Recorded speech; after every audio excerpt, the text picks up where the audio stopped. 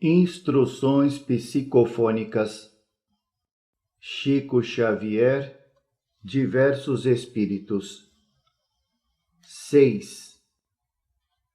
A lição da cruz. A noite de 15 de abril de 1954 foi dedicada às comemorações de endoenças pela comunidade cristã. Recordando a véspera da crucificação de Jesus, nosso grupo estava superlotado de entidades desencarnadas de várias procedências e de diversos graus evolutivos a nos partilharem tarefas e orações. Coroando-nos os estudos, o irmão Osias Gonçalves, que foi abnegado pastor evangélico no Brasil, ocupou a faculdade psicofônica e falou comovedoramente com respeito à lição da cruz. Meus irmãos, peçamos em nosso favor a bênção de nosso Senhor Jesus Cristo. Nas recordações da noite de hoje, busquemos no livro sagrado a mensagem de luz que nos comande as diretrizes. Leiamos no Evangelho do Apóstolo João, no capítulo 12, versículo 32, a palavra do Divino Mestre quando anuncia aos seguidores: E eu, quando for levantado da terra, atrairei todos a mim. Semelhante afirmativa foi pronunciada por ele depois da entrada jubilosa em Jerusalém. Flores, alegria, triunfo. Cabe-nos ponderar ainda que, nessa ocasião, o embaixador celestial havia sido o divino médico dos corpos e das almas. Havia restaurado paralíticos, cegos e leprosos, reconstituindo a esperança e a oportunidade de muitos. Estendera a boa nova e passara pela transfiguração do Tabor.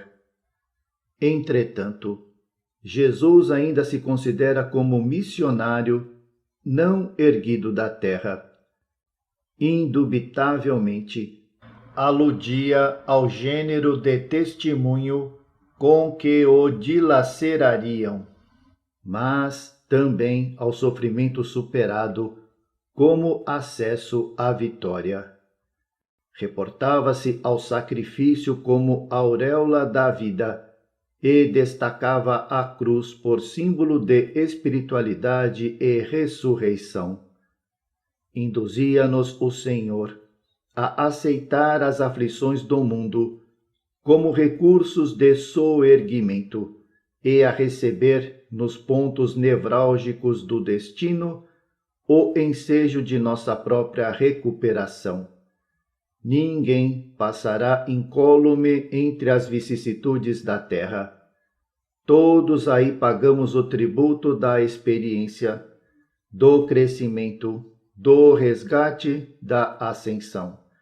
E arrojados ao pó do amolecimento moral, não atrairemos senão a piedade dos transeuntes e o enxurro do caminho, sem encorajar o trabalho e o bom ânimo dos outros, porque de nós mesmos teremos recusado a bênção da luta.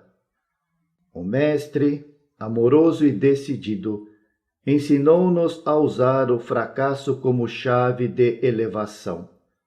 Traído pelos homens, utilizou-se de semelhante decepção para demonstrar lealdade a Deus. Atormentado, aproveitou a aflição para lecionar paciência e governo próprio. Escarnecido, valeu-se da amargura íntima para exercer o perdão. E, crucificado, fez da morte a revelação da vida eterna. É imprescindível renunciar ao reconforto particular para que a renovação nos acolha. todos nos sentimos tranquilos e sorridentes diante do céu sem nuvens, mas se a tempestade reponta, ameaçadora, eis que se nos desfazem as energias, qual se nossa fé não passasse de movimento sem substância. Acomodamo-nos com a satisfação e abominamos o obstáculo. No entanto, não seremos levantados do mundo ainda, mesmo quando estejamos no mundo fora do corpo físico, sem o triunfo sobre a nossa cruz, que, em nosso caso, foi talhada por nossos próprios erros perante a lei. É por isso que nesta noite, em que a serenidade de Jesus, como que envolve a natureza toda, nesta hora em que o pensamento da coletividade cristã volve, comovido, para a recuada Jerusalém, é natural estabeleçamos no próprio coração o indispensável silêncio para ouvir a mensagem do Evangelho que se agiganta nos séculos. E eu, quando for levantado da terra, atrairei todos a mim. Enquanto o Senhor evidenciava apenas o poder sublime de que se fazia emissário, curando e consolando, poderia parecer um simples agente do Pai Celestial em socorro das criaturas, mas atendendo aos desígnios do Altíssimo, na cruz da flagelação suprema e confiando-se à renúncia total dos próprios desejos, não obstante vilipendiado e aparentemente vencido, afirmou o valor soberano de sua individualidade divina pela fidelidade ao seu ministério de amor universal e, desde então, alçado ao madeiro, continua atraindo a si as almas e as nações.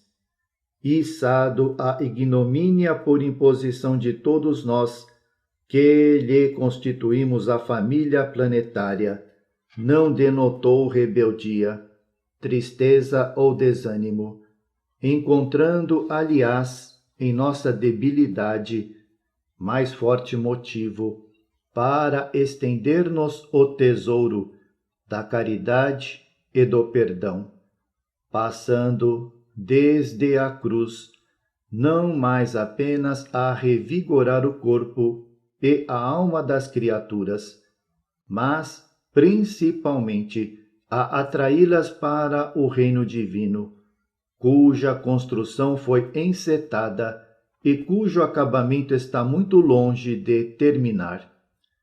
Assim sendo, quando erguidos pelos menos alguns milímetros da terra, através das pequeninas cruzes de nossos deveres, junto aos nossos irmãos de humanidade, saibamos abençoar, ajudar, compreender, servir, aprender e progredir sempre. Intranquilidade, provação, sofrimento são bases para que nos levantemos ao encontro do Senhor. Roguemos, desse modo, a Ele nos acrescente a coragem de apagar o incêndio da rebelião que nos retém, prostrados no chão de nossas velhas fraquezas, retirando-nos, enfim, do cativeiro à inferioridade, para trazer ao nosso novo modo de ser todos aqueles que convivem conosco há milênios, aguardando de nossa alma o apelo vivo do entendimento e do amor, e reunindo nossas súplicas numa só vibração de fé, esperemos que a bondade divina nos agasalhe e abençoe. Osias Gonçalves. Doutor José Osias Gonçalves, reverendo da Igreja Presbiteriana no Brasil, desencarnou em 1922. Instruções psicofônicas Chico Xavier, diversos espíritos. 7. Trabalhemos amando. Na noite de 22 de abril de 1954, o nosso instrutor Emmanuel voltou a utilizar-se do equipamento mediúnico e, talvez, porque os componentes do grupo houvessem palestrado, antes da reunião, sobre as diversas categorias das entidades espirituais que se comunicam conosco, o venerável orientador tomou o assunto por tema de sua mensagem que passamos a transcrever.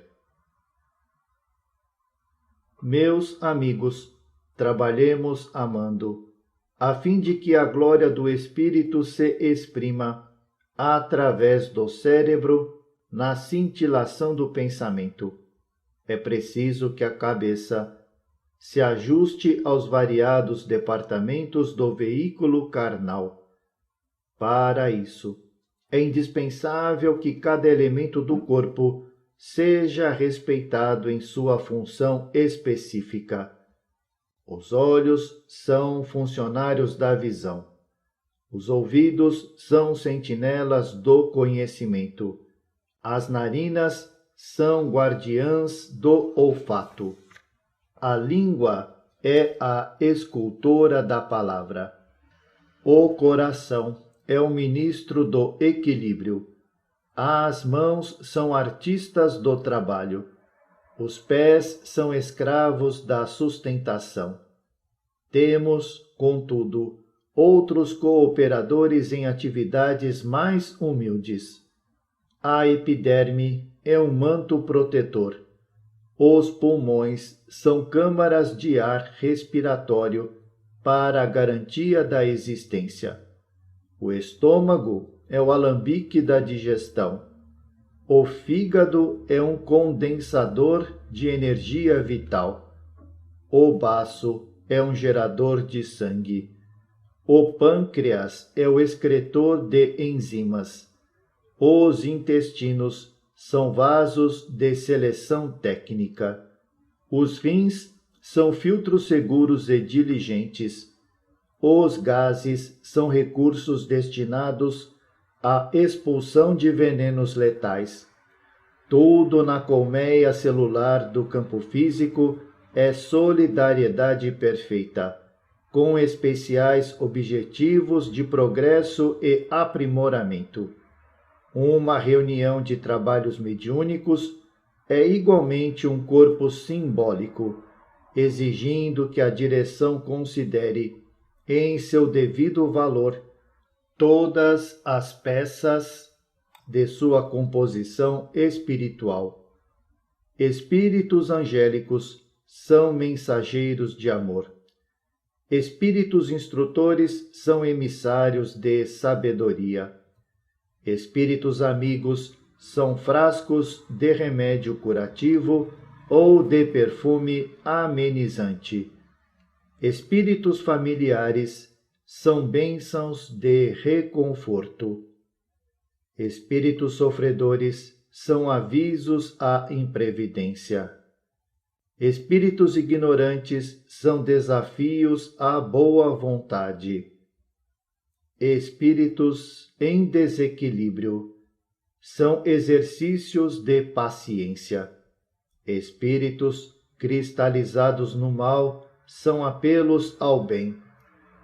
Espíritos obsessores são oportunidades de concurso fraterno.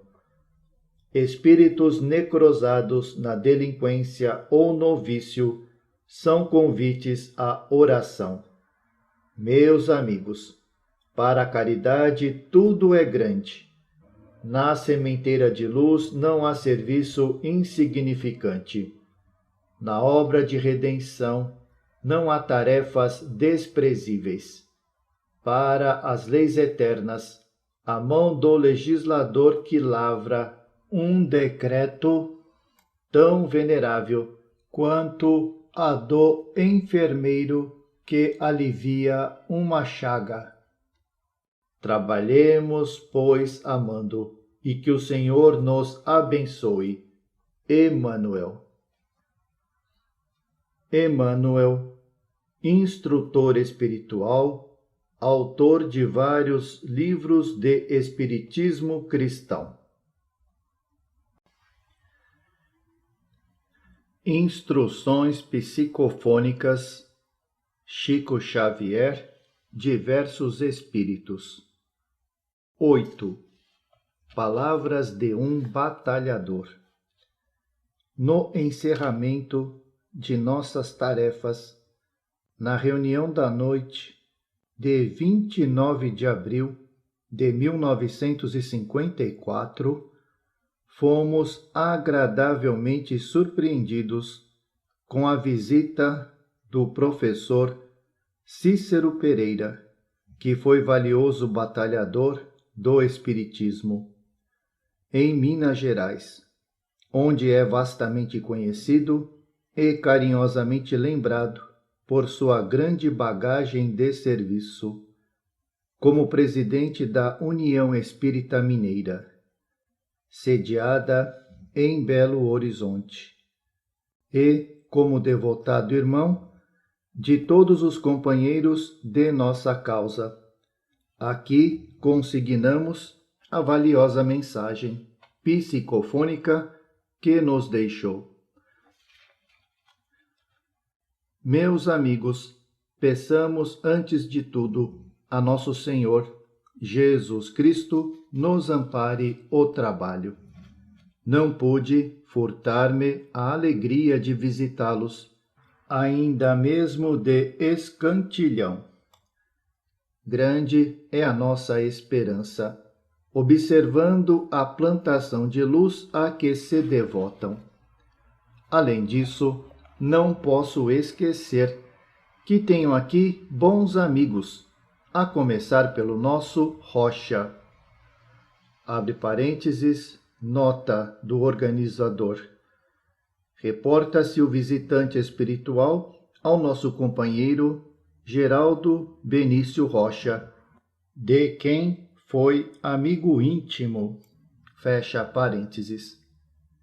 Meus caros, a surpresa dos espíritas, depois do túmulo, chega a ser incomensurável, porque frequentemente mobilizamos os valores de nossa fé, com a pretensão de quem se julga escolhido à frente do Senhor. Aguardamos, para além da morte, uma felicidade que nem de longe no mundo cogitamos de construir. Somos aprendizes novos do Evangelho, isso é verdade, mas estamos sempre interessados em conduzir ao Cristo os nossos problemas, completamente despreocupados quanto aos problemas do Cristo a nosso respeito. Buscamos nossa própria imagem no espelho da graça divina.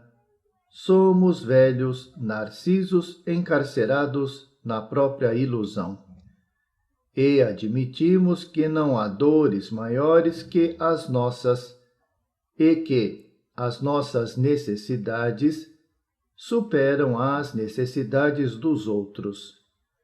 Por esse motivo, o tempo estreito de permanência no corpo carnal apenas nos favorece, na maioria das vezes, mais densa petrificação de egoísmo na concha de nossa antiga vaidade.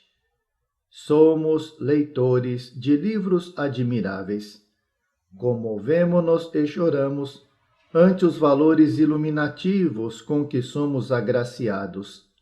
Entretanto, depois do contato com o pensamento sublime de nossos orientadores, eis-nos arrojados ao esquecimento de todos os dias, como se padecêssemos irremediável amnésia diante de tudo o que se refira às nossas obrigações para com Jesus. Em nossas casas doutrinárias, intensificamos disputas em torno da direção humana, magnetizados pelos aspectos menos dignos da luta que fomos chamados a desenvolver e, muitas vezes, no intercâmbio com os nossos irmãos tresmalhados na sombra, martelamos preciosas lições de caridade e fé viva, compreensão e tolerância, olvidando que os chamados espíritos sofredores, em muitas ocasiões, são trazidos até nós por vanguardeiros da luz divina, interessados em nossa renovação, enquanto há melhor tempo. Ai de nós, porém, dos conflitos inadequados em nossos templos de fé, somente recolhemos frutos amargos e das mensagens pontilhadas de aflição, que guardam o objetivo de reabilitar-nos para o Senhor. Apenas retiramos impressões negativas, de vez que nos movimentamos no círculo de nossas responsabilidades, crendo-nos na condição de cooperadores vitoriosos, quando, no fundo, perante os benfeitores da espiritualidade superior, somos simplesmente companheiros em perigo, com imensas dificuldades para satisfazer ao próprio reajuste. Estejam vocês convencidos de que, para nós, os espíritas desencarnados, há uma tarefa espantosa com a qual não contávamos. Por mais estranho nos pareça, somos geralmente situados em serviços de orientação junto aos companheiros que ficaram. Espíritas com espíritas, como irmãos enlaçados no mesmo dever a cumprir, alijados do corpo, contudo, é que vemos quão difícil se faz o concurso eficiente aos corações cerrados à luz e quão sacrificial se nos revela o socorro a doentes que não se interessam pela própria cura. Identificamos, então, o princípio de correspondência, colocados na posição daqueles que anteriormente nos dirigiam, reconhecemos quanta impermeabilidade oferecíamos no mundo aos que nos acompanhavam abnegadamente de perto.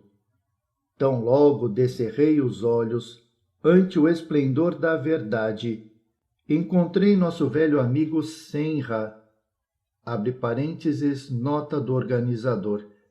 Refere-se o comunicante ao Dr. Ernesto Senra, antigo lidador do Espiritismo em Minas Gerais, desde muito desencarnado, fecha parênteses, notificando-me bem-humorado. Cícero, agora é o seu tempo de experimentar um novo trabalho que vive em nossas mãos. E, desde essa hora, eu que retinha a veleidade de condutor, embora a incipiência do aprendiz de evangelho que ainda sou, comecei a entender alguma coisa do serviço gigantesco que nos compete impulsionar para a frente. Afeiçoados à nova máquina de ação, sofremos o cuidado de não trair a harmonia, porque é preciso equilibrar nossos passos, a fim de orientar com segurança os passos alheios, disciplinar-nos dentro das responsabilidades que abraçamos, para não ameaçar o trabalho daqueles que nos cercam. Ouvir mais, fazer mais e falar menos.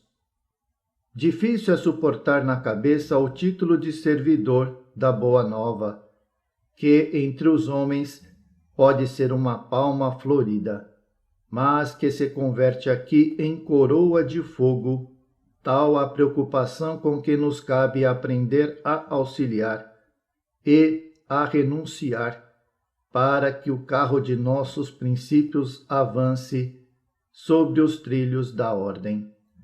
Registrando-nos a experiência, esperamos que vocês venham mais tarde para cá, movimentando melhores recursos. Reconheço que há muito ainda a dizer. Entretanto, o horário está a esgotar-se. Conosco temos outros irmãos que lhes deixam afetuosa visita.